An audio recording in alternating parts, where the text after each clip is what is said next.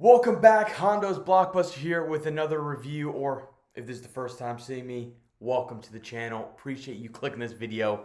I am here to finally talk about one of my most anticipated movies of the year, and that is Superman, written and directed by James Gunn, the official kickoff of the DCU, and I can say that I mean, you can probably just tell by the energy already. I had a great time with this movie. Not perfect. Definitely have some issues with it. But at the end of the day, I walked out of that theater with a big ass smile on my face. So excited to talk about it. So let's dive in.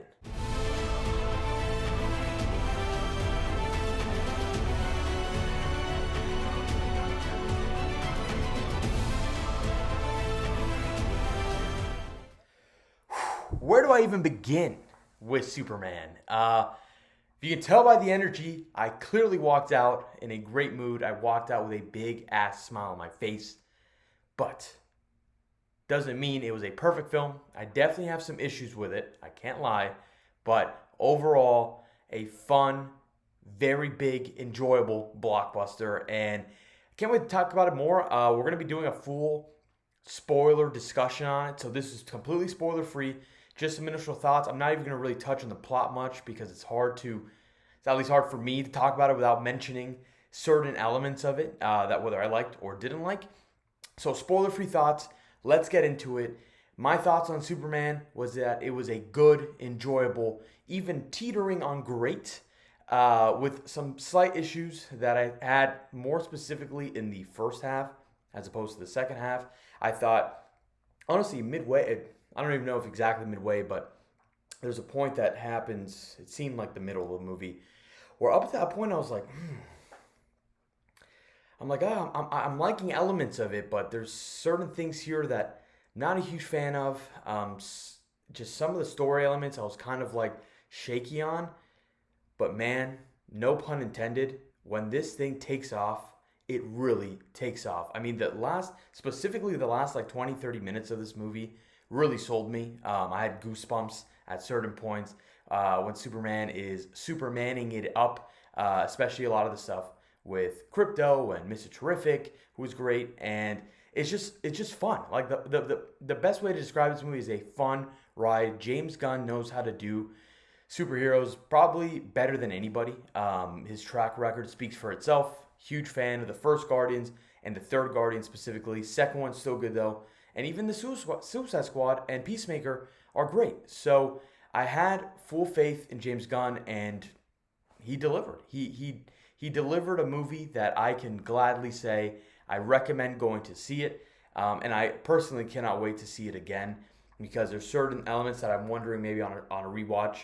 Now that I know they're coming, maybe I'll be able to kind of get past it more or understand it better. But really, it just overall a great time at the movies, and that's what people want, right? So this movie specifically had a pretty, not difficult task, but it has the task of not only being a Superman movie, but it essentially launches the DCU, the new James Gunn-led universe, obviously picking up from the Snyderverse, which I am also a fan of. I love Man of Steel. I love Henry Cavill.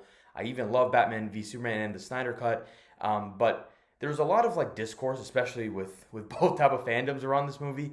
I'm somebody who falls in the camp of I enjoy both. I love what Gunn does, and I love a lot of what Snyder does. And so, yeah, I mean, it just brought a smile to my face, man. It was just like, it's one of those feel good movies that, especially, there's a few specific scenes, and I really can't wait to talk about this in spoilers because there's one specific part of the movie, and it's not a spoiler. It's in the trailer. It's more around like when he goes to the farm where he's with his parents, and that whole sequence really good, and that's like that for me captures exactly what Superman is and what he should be and what he is and really in this movie in general, and it's cool because it tells more of the story of like it's not an origin story. It's definitely not an origin story, but it picks up as a young Superman. He's about, I think they mentioned 3 years into it, which is funny. It's kind of almost like similar. Batman I think was a year one, or the Batman movie, which completely different movie than this. Though I'm not trying to compare them, completely different. But like picking up from there where there's no origin story, you kind of already know the origin. You're picking up a younger version of this character, and I thought it really worked well. So let's talk about a few things I really loved, and it starts with the lead of this movie. David Cornsweet is absolutely phenomenal as Superman Clark Kent. Essentially, he carries the film on his back. This movie only works if he works, and he works great. I mean, he not only looks like Superman, he embodies the character so well. You can't help but root for the guy, and it's a very different portrayal than let's say Henry Cavill, in terms of it is again a younger, more juvenile Superman who's coming into his own. At the same time, he just like he's just a truly. I mean, what the character is. He's a beacon of hope, and David plays it so well. Shout out David. Let's go us David stick together. But yeah, man, he impressed me because I really have only.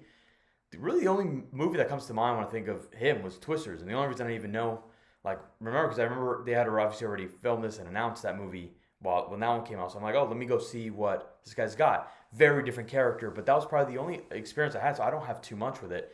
And he takes off in this movie. This is his announcement that he is here. He is Superman, and he does a great job. The cast in general. Really good across the board. There's a few that I think are a bit underused. A lot of the Daily Planet characters, they're used a lot in the marketing. They're really not in this movie very much, and they don't really play a big part. Like at one point, they try to shoehorn them into a bigger portion in a small scene. It was kind of strange, but outside of them, the cast of Rachel Brosnahan, who plays Lois Lane, her chemistry with David Cornsweet was amazing. I love the Clark-Lois relationship in this movie. Two other standouts in the cast for me, and I might be butchering this, Edi Gathery, who plays Mr. Terrific. Phenomenal. He was great. He plays this stoic character, but he's hilarious. He probably has some of the funniest lines in the movie. And then partnered with him, or kind of part of that Justice Gang, Nathan Fillion's Guy Gardner, who I was a little bit worried about. As much as I love Gunn, I was hoping that this movie doesn't have too much of that Gunn comedy, which it does. It does have a lot of his comedy, but I thought it worked well with both these characters, especially with Mr. Terrific, who has that deadpan delivery, and then pairing that with Nathan Fillion's Guy Gardner, who has some really funny scenes in this movie. I thought they both worked well. And then rounding out the shout-outs, I got to give a shout-out to Nicholas Holt's Lex Luthor. A movie's only as good as its villain, and Nicholas Holt plays a great role here as the maniacal, angry, envious Lex Luthor, who is a great, obviously one of the legendary villains, the most legendary villain in Superman comics. So big shoes to fill, and I thought he filled them very well. There's at one point that it's there's a turn again around the middle of the movie that really sold me on this portrayal, and then also simultaneously the portrayal of David Cornsweet, although his came a little bit earlier, just even really just kind of in the opening. I was like, this guy's got the juice, but Nicholas Holt, there's a moment that I'm like, oh my god, it kind of came out. I'm like, wow, that was pretty intense, and that was the moment it sold me, and just the rest of the movie, he was great. So overall, cast is great. Hey everybody, jumping into the video here. I'm going to have to whisper because wife's already asleep. But I couldn't believe I didn't mention this in my review, so I'm sticking this in here right now. Crypto, the dog, is awesome. A little worried about him at first. How are they going to incorporate him? Is it going to be too, almost too goofy? It works so well. Crypto is awesome. He is awesome. He's used so perfectly. And yeah, I had to get it in there. I was editing. I'm like, how could I not talk about Crypto in this thing? He was great. So have to whisper. Wife's asleep. I'm in my laundry room, but let's go. So with that, let's talk a little bit about James Gunn here and what he's been able to essentially. This is, again, like I mentioned, kicking off the DCU. So does it do a good job in setting up the universe or really the world building of it? I think yes. However, as much as I said earlier, where I said I liked certain aspects of, we don't need to see another origin story. The first half of this movie, I felt like I was watching a sequel to a movie I'd never seen the original of, and that's why I think it took me a little bit to get for it to get that footing. And a lot of it falls on to some of the writing where in the beginning I wasn't really a huge fan of how it opened and how it kick-started the conflict of the movie. I was kind of like it felt like I felt like I was missing something. I feel like I'm missing so much context here. And they do a better job as the movie goes on to explain it. But like in the beginning, I was kind of like not trying to figure out, but like I don't know. I felt like I was like, oh, like I feel like I'm missing the original. Like I don't know.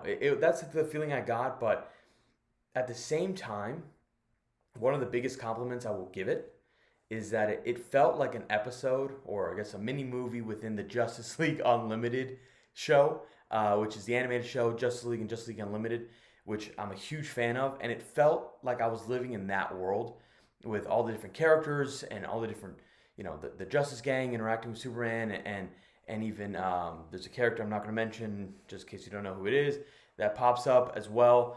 And it felt like a universe already lived in, which is good and bad, because the good of it is that it's kicking off this new franchise, and as it goes, it's going to feel more natural.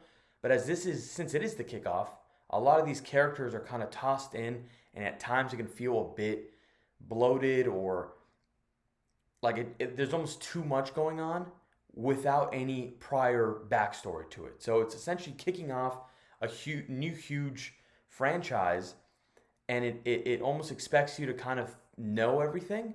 But if you're not a huge like comic book guy or a huge fan of DC, I can see people getting very lost. Even in the beginning, I felt a little bit of like, I feel like I'm missing something here.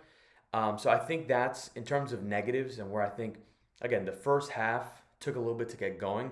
I think it was because of that. It was more of the world building aspect of getting this franchise up and running, but it hurt the movie a little bit in the beginning because, again, we're here to see Superman and see, not the rise of Superman, because, again, it's not an origin movie, but it is a young Superman. So I had a little bit of an issue with that. Again, and then still touching with James Gunn in the sense of like, does it have his signature humor? The answer is yes. I don't think it has as much as like the Guardians movies or even the Suicide Squad, which is good because as much as I love James Gunn, I didn't want that for a Superman movie.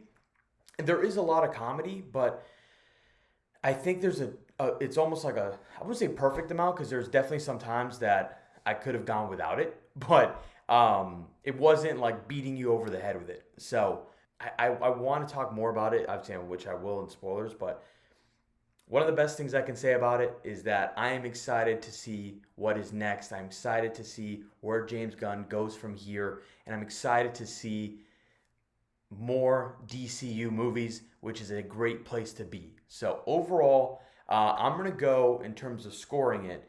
I was kind of on the fence. I was ranging from like the 3.5 to 4 stars, and the more I talk about it, the more I think about it. I'm going with the 4 stars here. Again, I walked out with a giant smile on my face, and I can't wait to see it again. And I think, honestly, like it reminds me as much. Somehow I always end up bringing up Mission Impossible. But Mission Impossible, the first time I saw it, I had issues with the first half, loved it the second half. So I bumped it up to where it was. Saw it again, I liked it even more. I have a feeling the second time I see this movie, I'm going to like it even more. So with that, super excited about it. If you are pumped about seeing this movie, go see it. If you're on the fence, still go see it. It's a great summer blockbuster. If you love superheroes, this is a great movie. So go out and see it. And if you made it this far, I appreciate you. Please like, comment, subscribe. Let me know in the comments if you've seen it already. I know there's the early fan screening, which is how I saw it. So if you've seen it, please no spoilers, but drop your thoughts below. And yeah, stay tuned. Be on the lookout for our spoiler discussion that's coming out this weekend. Very excited to dive deep with AJ on that, because there's so much I want to say, a lot more that I want to say, but I can't because, again, don't want to spoil anything, and I want you to go in as fresh as you can, because that's how you enjoy it. So thank you for making it this far, and as always, we'll see you at the movies.